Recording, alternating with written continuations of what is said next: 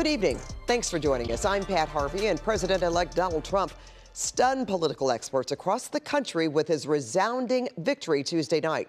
Even here in California, he overperformed compared to his last two elections. Voters also are projected to oust progressive leaders up and down the state. KCAL News political reporter Tom Wade is here, and you've got all the analysis, Tom. Yeah, Pat, it's really interesting looking at the numbers and just kind of how voters landed in this election. So from San Francisco, as Pat said, down to Orange County, voters ousted progressive incumbents, approved tough on crime measures, and counties like Riverside and Orange that went blue in previous presidential elections are on the cusp of going red.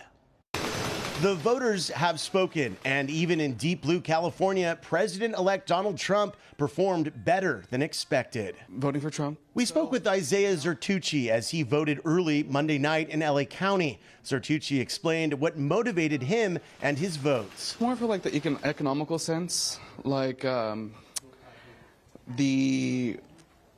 the way the economy is right now. Based on statewide results so far, Zertucci's vote supports a trend. This graphic shows all the counties across the country that shifted red. California was no exception. Even Riverside and Orange counties that went for President Biden back in 2020 appear on the cusp of turning red for Trump in 2024. We asked Professor of Politics Jack Pitney to explain what changed. Californians, like people in the rest of the country, are really ticked off. Despite some encouraging economic trends, people are still feeling the effects of the inflation spike that we had a couple of years ago, and that's very real. Here in California, they see stories about smash and grab robberies. They see homelessness. Not only has Trump overperformed expectations here, so did Republican Steve Garvey, running for California's open Senate seat. Garvey is projected to lose to Democratic Congressman Adam Schiff, but not by the margins political experts anticipated. Voters also appear to have ousted progressive LA County DA George Gascon in favor of Nathan Hochman, a longtime Republican who ran as an independent. In San Francisco, Mayor London Breed has conceded her race to Daniel Lurie, who was running for office for the first time.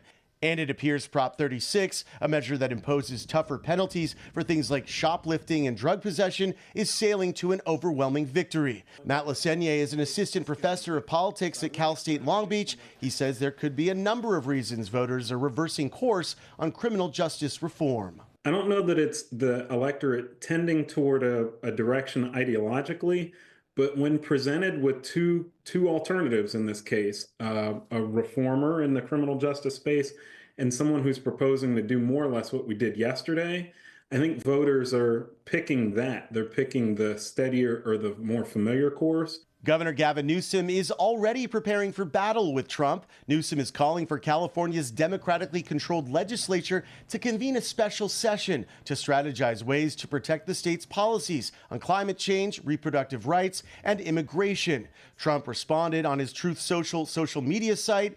Governor Gavin Newsom is trying to kill our nation's beautiful California. For the first time ever, more people are leaving than are coming in. He is using the term Trump-proof as a way of stopping all of the great things that can be done to make California great again. Whether Newsom can slow down Trump's policies like mass deportation is a whole other question. A lot of it is symbolism. There's only so much a state government can do to fight an incumbent presidential administration. There's some legal actions that are likely to happen, and the Attorney General is going to be front and center on those.